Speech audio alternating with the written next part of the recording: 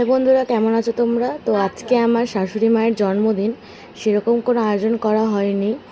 একটা ছোট্ট থেকে কেকই এনেছিলাম, তাও সে জানতো না। তাকে জানানোর জন্য আমরা এরকমভাবে ধরে বেঁধে নিয়ে এসেছি।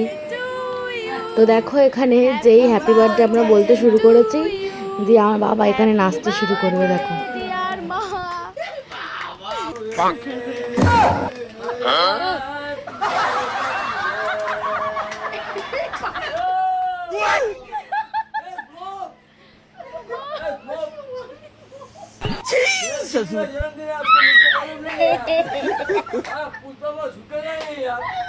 रोम रोम भाइयों, सिस्टम पार देंगे।